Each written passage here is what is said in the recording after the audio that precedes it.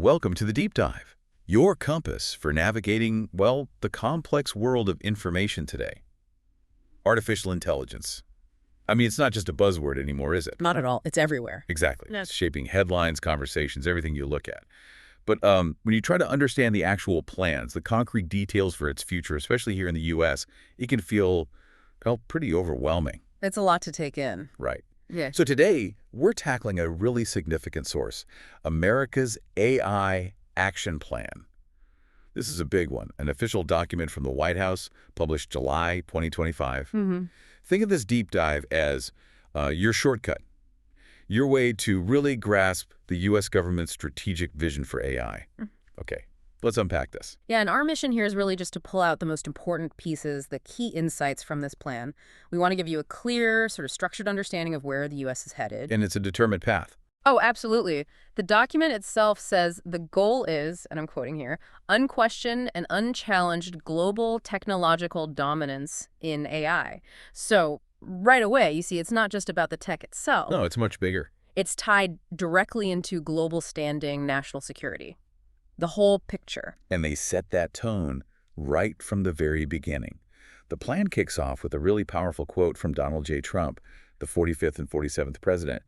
He talks about AI's potential to completely reshape the global balance of power, spark whole new industries, revolutionize how we live and work. He explicitly calls it a national security imperative. That's a strong opening. It really is. It kind of sets the stage for everything that follows, doesn't it? Definitely. And the core idea, the central premise of the document, it's crystal clear. The U.S. sees itself in a critical race for global AI dominance. A race. Exactly. The belief, stated right there, is that whichever nation builds the biggest AI ecosystem, that's the nation that will set the global standards for AI and, reap these huge economic and military benefits. Yeah. They even compare it directly to winning the space race. It really underscores how vital they see this, framing AI as this zero-sum game for global leadership. And the vision for what AI could achieve, I mean, it's incredibly ambitious. The plan talks about AI bringing in a new golden age of human flourishing, economic competitiveness, and national security. A new golden age. Yeah, it envisions, get this, an industrial revolution, an information revolution, and a renaissance all at once. Just think about the sheer scope of that for a second. It's massive. New materials, new chemicals, drugs, energy sources, totally new ways of educating people, new media, communication, and even, figuring out ancient scrolls. It's a vision that truly aims to transform, everything. So how do they plan to actually get there? This huge vision is built around three main strategic pillars. And it's clear this isn't just R&D funding, it's a whole national strategy. Okay, what are they? First, accelerate AI innovation. That's the tech push, right? The core development. Second, build American AI infrastructure. So the physical stuff, the digital foundations needed to support it all. Makes sense. Energy, data centers, that kind of thing. Exactly. And third, lead in international AI diplomacy and security. This is about securing America's position on the world stage regarding AI. So innovation, infrastructure, and international leadership. A pretty comprehensive approach. It really ties the technology directly to national power. And you mentioned there are some foundational principles that cut across all three pillars. Yes, and they're quite revealing. One is what they call a worker-first approach. The idea is to make sure American workers directly benefit from AI, leading to, high-paying jobs.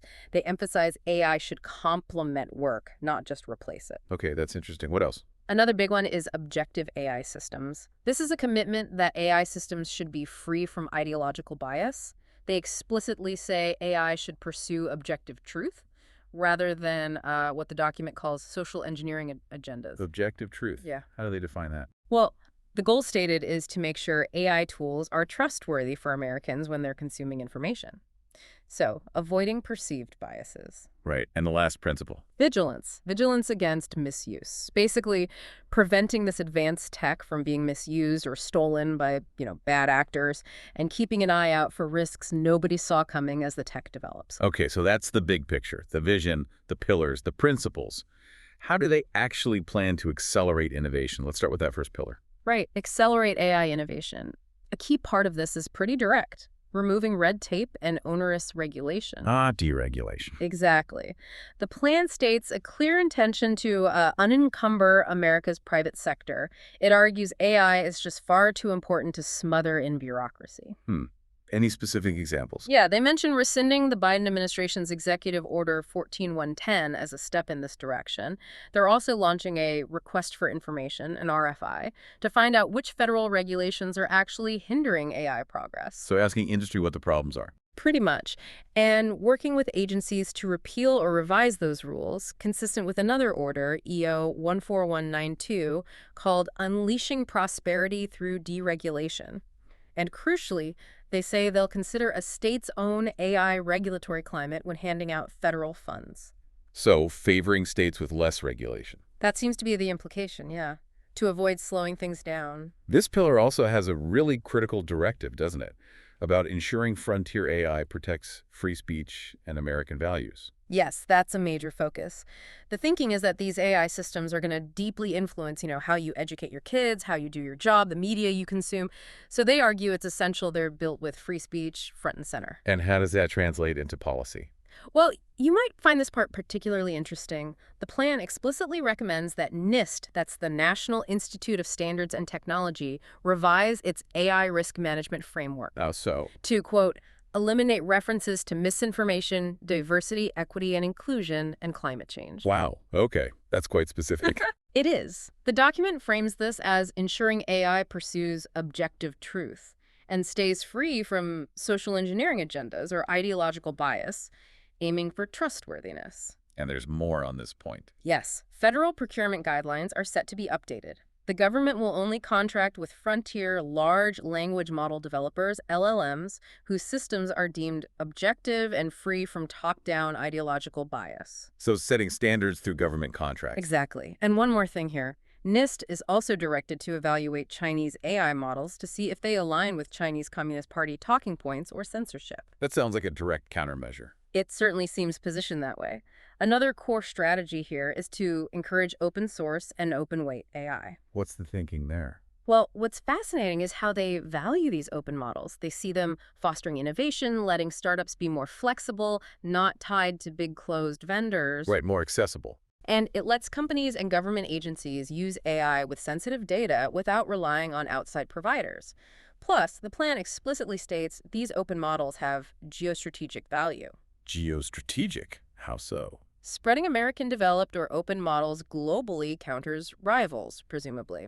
Policy actions include things like improving the financial market for large-scale computing power for startups and academics, making it easier to access computation, maybe like spot markets for commodities, Interesting idea. and partnering with big tech companies to boost access to computing for researchers through the National AI Research Resource Pilot, the NAR. Okay, so fostering open models. What about actually getting AI used more widely? The plan mentions enabling AI adoption. Right, because often the bottleneck isn't the tech itself, but getting it adopted, especially in critical areas like healthcare. Sometimes there's distrust or the regulations are just too complex. So how do they plan to speed that up? The plan proposes things like regulatory sandboxes or AI centers of excellence, basically controlled environments for rapid testing. Like a safe space to try things out. Exactly. And it calls for efforts specific to different sectors, healthcare, energy, agriculture, to develop national standards and actually measure how much AI boosts productivity. Makes sense. You need to know if it's working. And another key action here is intelligence collection, gathering intel on foreign frontier AI projects that might have national security implications. Keeping tabs on the competition. You could say that.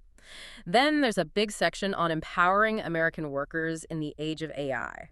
We touched on the worker-first idea earlier. Yeah. How does the plan flesh that out? It reiterates that worker-first AI agenda, seeing AI as something that will accelerate productivity and create totally new industries leading to better jobs. In specific actions? Prioritizing AI skill development in federal education and workforce funding, think career and technical education, apprenticeships, things like that. So training people for these new roles. Precisely. And this raises an important question for a lot of folks. The Department of Treasury is supposed to issue guidance clarifying that many AI literacy and skills programs might qualify as tax-free employer reimbursements under Section 132 of the tax code. Ah, so encouraging companies to invest in training their employees by making it tax-free. That seems to be the goal, yeah. Incentivizing private sector investment. What about tracking the impact on jobs? The plan calls for the Bureau of Labor Statistics and other agencies to really study AI's impact on the labor market, adoption trends, job creation, job displacement, wage effects, all of it, We need that data. definitely. And they're establishing an AI workforce research hub under the Department of Labor, the DOL, to lead a long-term federal effort for analysis scenario planning, including figuring out rapid retraining for workers who are displaced. That rapid retraining piece seems crucial. It absolutely is. The plan also briefly mentions supporting next-generation manufacturing, things like autonomous drones, self-driving cars, robotics. The goal is a new industrial renaissance with the U.S. and allies leading the way. Bringing manufacturing back, powered by AI. That's the vision. And tied to that is investing in AI-enabled science. How does AI change science, according to the plan? Well, it explains how AI systems can do things like generate protein structures, discover novel materials, even come up with scientific hypotheses. It could fundamentally transform how we do science. Wow. But if we connect this to the bigger picture, doing that requires real investment in things like automated labs connected to the cloud, and getting researchers to actually release high-quality data sets publicly. Ah, the data. Which brings us to building world-class scientific data sets. That's a specific point too, right? Yes, it's seen as a national strategic asset. The plan notes other countries are building huge scientific data repositories. The U.S. needs to lead in creating the biggest and best AI-ready data sets, while, importantly, protecting individual rights. How do you ensure quality? It includes recommendations for minimum data quality standards for training AI models. And it explores a really fascinating kind of out there proposal, a whole genome sequencing program for life on federal lands. Sequencing. Everything on federal land. That's the idea, to train future biological foundation models. It's a massive undertaking, hinting at new frontiers for AI in biology. Incredible. The plan also reaffirms the need to advance the science of AI itself through strategic, targeted investment, theoretical, computational, experimental research, just to keep the U.S. ahead in fundamental breakthroughs. But you mentioned earlier, the plan admits we don't fully understand how these advanced AIs work internally. Yeah. That seems like a major challenge. It is, and that's why there's a focus on investing in AI interpretability, control, and robustness breakthroughs. Making the black box less black. Exactly. The core problem is that the inner workings of frontier AI systems are poorly understood. This makes it hard to predict what they'll do, especially in high-stakes areas like national security. So what's the proposed solution? A DARPA-led technology development program. DARPA always gets the cool, hard problems and multi-agency AI hackathons. Hackathons to break the AI. Sort of, to rigorously test these systems for transparency, effectiveness, user control, and security vulnerabilities. Really poke and prod them. Which leads naturally to the AI evaluations ecosystem, making sure we can actually measure how well these things perform. But precisely. This aims to rigorously assess AI performance and reliability, especially for regulated industries. Think finance, healthcare. Yeah. It involves publishing guidelines so federal agencies can do their own evaluations, and investing in AI test beds. Test beds. Yeah, places to pilot AI systems in secure real-world settings across different sectors. Agriculture, transportation, healthcare. Lots of testing before things go live. Okay. What about using AI within the government itself? That's covered too. Accelerating AI adoption in government. The goal is pretty straightforward. Make public services more efficient and effective, both internal government processes and how the public interacts with agencies. How do they plan to do that? Formalizing the Chief Artificial Intelligence Officer Council, the CAIOC, for better coordination between agencies. Creating a talent exchange program to get specialized AI staff moving around. And mandating that federal employees whose jobs could benefit from frontier LLMs actually get access to them and training on how to use them. Putting the tools in people's hands. Right. And within the government, there's a very specific focus: driving adoption of AI within the Department of Defense. Makes sense given the national security angle. Absolutely. The plan sees AI transforming warfighting, back-office operations, everything needed to maintain U.S. military preeminence. What are the specific actions there? Identifying and developing AI talent within the DoD workforce, establishing an AI and autonomous systems virtual proving ground, another testing environment, and growing senior military colleges into hubs for AI research, development, and talent with specific AI curricula. Building the military AI pipeline. Essentially, yes. And to wrap up this first pillar, there are efforts on protecting commercial and government AI innovations, working with developers against cyber threats and insider threats, and also combating synthetic media in the legal system. Ah, the deep fakes issue again. That seems critical for trust. It really is. The plan mentions the Take It Down Act, signed by President Trump, championed by First Lady Melania Trump, aimed at protecting people from those non-consensual, sexually explicit deepfakes. Right. But it also recognizes new challenges for the legal system from AI-generated media generally think fake evidence. So, NIST is considering developing its Guardians of Forensic Evidence deepfake evaluation program into a formal guideline. To give courts and law enforcement tools. Exactly. Tools to figure out what's real and what's fake in a courtroom setting, a crucial step for maintaining trust in digital evidence. Okay, that's a lot under innovation. Let's move to the second pillar, build American AI infrastructure. This feels like where the physical reality hits. It really is. This is the bedrock for that whole golden age vision. And what's fascinating here, maybe even startling, is that the plan identifies AI as the first digital service in modern life that requires America to build vastly greater energy generation than it currently has. Vastly greater energy. Wow. Yeah, it contrasts this with China's rapid grid expansion since the 70s. It's a huge point. AI needs power, lots of it. So how do they propose building all this, plus the data centers and chip factories, quickly enough? That seems like a major hurdle. It is. The plan directly addresses this by aiming to create streamlined permitting for data centers, semiconductor manufacturing facilities, and energy infrastructure while still guaranteeing security. Streamlined permitting, meaning cutting regulations again. Essentially, yes. The document says current environmental permitting and other rules make it almost impossible to build at the necessary speed. It points to the Trump administration's earlier efforts on NEPA reform and the National Energy Dominance Council. So what are the specific actions? Things like establishing new categorical exclusions under NEPA specifically for data centers, expanding the FAST-41 process, that's the program to speed up big infrastructure projects, expediting permits under the Clean Air Act, Clean Water Act, CERCLA. A broad push to speed things up. Very broad, and making federal lands available for construction. But importantly, it also stresses maintaining security guardrails to stop adversaries from messing with the inputs and ensuring domestic AI computing uses American products, free from foreign adversary tech or ICTS. Security alongside speed. Makes sense. What about the grid itself? You said we need vastly more power. Right. The plan calls for developing a grid to match the pace of AI innovation. It needs a comprehensive strategy. What does that strategy look like? It's laid out in 3 key phases. First, stabilize the grid today, stop power plants from closing prematurely, use backup power better. Okay, stop the bleeding. Second, optimize what we already have, use advanced management tech, upgrade power lines. And third, the big one, grow the grid for the future by prioritizing the connection of reliable, dispatchable power sources. And they specifically mention enhanced geothermal, nuclear fission, and nuclear fusion. Fusion. Wow, they're really looking ahead. It's a clear signal that they see current renewables alone as insufficient for AI's demands and are betting on next-gen nuclear and geothermal for reliable power. Alongside power, we need the chips. The plan talks about restoring American semiconductor manufacturing. Yes, a huge emphasis here. It talks about the historical significance the U.S. invented the semiconductor. The goal is bringing manufacturing back home. Why? High-paying jobs, reinforcing tech leadership, and crucially, protecting supply chains from disruption or foreign control. The plan focuses on getting a strong return on investment for taxpayers from the CHIPS Act funding, and again, streamlining regulations to make building factories easier. So, bringing chip making back onshore, what about specific needs for defense and intelligence? That's addressed too, under building high-security data centers for military and intelligence community usage.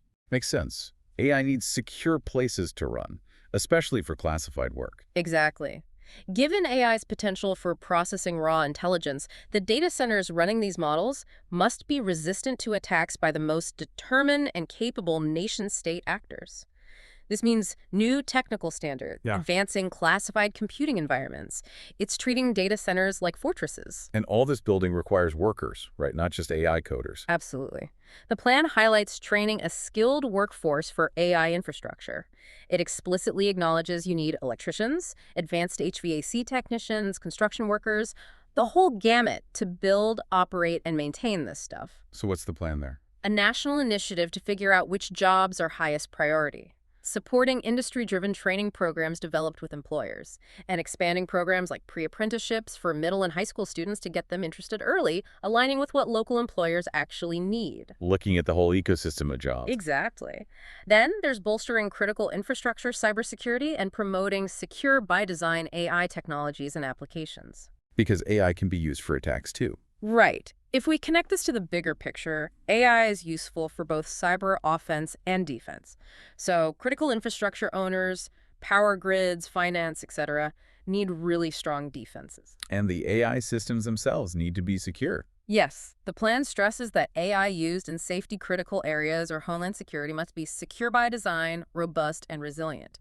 They need to be able to detect if someone's tampering with them, like through data poisoning. How do you coordinate that? By establishing an AI Information Sharing and Analysis Center, an AI ISAC, a central point to share information about AI security threats across all critical sectors. Okay, and finally for this pillar. Promoting mature federal capacity for AI incident response. Basically integrating AI failures into existing plans for when things go wrong, minimizing the impact, and encouraging responsible sharing of information about AI vulnerabilities when they're found. Planning for failure, basically. You have to, Yeah. especially with powerful new tech. Okay, that covers infrastructure. Yeah. Massive undertaking. Now, the final pillar. Lead in international AI diplomacy and security. This is about America's role in the world regarding AI. Exactly. The core message here is that if the U.S. wants AI dominance, it needs to drive the adoption of American AI systems, hardware, and standards around the globe. It's about preventing rivals, implicitly China, from gaining that influence instead. So how do they plan to do that? One key strategy is to export American AI to allies and partners. What's really interesting here is the explicit goal: meet global demand by exporting the entire U.S. AI stack. The whole stack, meaning Hardware, the AI models themselves, software, applications, standards, everything. The rationale is to prevent allies from turning to U.S. rivals and becoming dependent on, say, Chinese technology. that's a very direct approach. It is. Policy actions include setting up a Department of Commerce program to get proposals from industry groups for these full-stack AI export packages, and coordinating across government agencies to make these deals happen. It's economic statecraft, really. What about international rules and standards bodies? There's a lot of talk about AI governance globally. Right, and the plan addresses this under countering Chinese influence in international governance bodies. Countering Chinese influence. Yes, it acknowledges the U.S. supports like-minded nations working together on AI governance, but it argues many international bodies are proposing burdensome regulations or vague codes of conduct that promote cultural agendas not aligned with American values. Or, it claims, they've been influenced by Chinese companies attempting to shape standards for facial recognition and surveillance. So what's the U.S. strategy? To, quote, vigorously advocate for international AI governance approaches that promote innovation, reflect American values, and counter authoritarian influence. It signals a clear pushback against certain global trends in AI governance. Okay. What about preventing rivals from getting the most advanced technology? Export controls are a big topic. A very big topic. The plan emphasizes strengthening AI compute export control enforcement and also plugging loopholes in existing semiconductor manufacturing export controls. Making the existing controls tougher and broader. Exactly. Denying adversaries access to the most advanced AI chips is framed as crucial for both geostrategic competition and national security. This raises an important question, though. Yeah. How do you enforce that effectively? Chips can move around. That's the challenge. The plan mentions exploring creative approaches, like new and existing location verification features on advanced AI compute, to make sure the chips aren't ending up in countries of concern. Like geofencing for chips, maybe. Interesting. And plugging loopholes. Yeah, developing new export controls on things like semiconductor manufacturing subsystems, not just the main machines, to close potential gaps adversaries might exploit. And getting allies on board with these controls, that's often tricky. Very tricky. That's addressed under aligning protection measures globally. The U.S. intends to impose strong controls and push partners and allies hard to do the same. Push how hard? If allies don't follow suit, the plan says the U.S. might use tools like the Foreign Direct Product Rule or secondary tariffs to basically force alignment. It involves developing a technology diplomacy strategic plan for an AI global alliance to ensure allies don't undercut U.S. controls by selling restricted tech to adversaries. That sounds like playing hardball. It certainly suggests a willingness to use significant diplomatic and economic leverage. What about the risks within the AI models themselves, especially the most advanced ones? That's covered under evaluating national security risks in frontier models. The logic is, since the U.S. currently leads in AI capabilities, the risks we see in our most advanced models are probably a preview for what foreign adversaries will possess in the near future. So studying our own tech to anticipate threats. Exactly. Evaluations will focus specifically on national security risks, things like enabling cyber attacks or helping develop chemical, biological, radiological, nuclear, or explosive weapons, CBRNE weapons. Really scary stuff. Yes. And also assessing security vulnerabilities in the models themselves and the risk of malign foreign influence if adversaries' AI systems get into U.S. critical infrastructure or the economy. Think about potential backdoors. That's a sobering thought. It is. And finally, rounding out the international pillar, there's investing in biosecurity. Biosecurity, how does that relate to AI? Well, AI has huge potential in biology, discovering new cures, designing proteins, but that same power carries risk. It could create new ways for bad actors to design and synthesize harmful pathogens. The dual-use problem. Exactly. So the plan proposes a multi-layered approach, requiring institutions getting federal research funds to use DNA synthesis tools and providers that have strong screening checking sequences and verifying customers, and developing ways to share data to spot fraudulent or malicious orders. Trying to put guardrails around AI's power in biology. That's the idea. Trying to reap the benefits while mitigating the potentially catastrophic risks. Okay, wow. That is a comprehensive plan, covering innovation, infrastructure, workers, science, security, international relations, everything. It really is. So to kind of summarize the core message, America's AI Action Plan is this bold, really multifaceted roadmap. It's aimed squarely at securing U.S. global AI dominance. Through rapid innovation, fueled by deregulation and targeted investment, through a massive build-out of infrastructure, energy, chips, data centers, and through assertive international diplomacy and security measures to shape the global environment. It's a very proactive stance. Definitely. A comprehensive strategic vision from the U.S. government on the future of AI, touching pretty much every aspect of national life and global competition. So, thinking about our listeners, what does this all mean for you? It's worth considering how AI, as laid out in this incredibly ambitious plan, might reshape not just global power, but the very fabric of your daily life. The jobs you might hold in the future. Right? How scientific discoveries are made, how we even navigate concepts like truth and free speech in a world increasingly driven by these powerful AI systems. There are huge questions embedded in all of this. Absolutely. This deep dive into the America's AI Action Plan has really shown us the profound level of strategic thinking and the immense stakes involved in shaping this future. We hope it's given you a valuable shortcut to being well-informed as this unfolds. Yeah, there's a lot to keep watching here.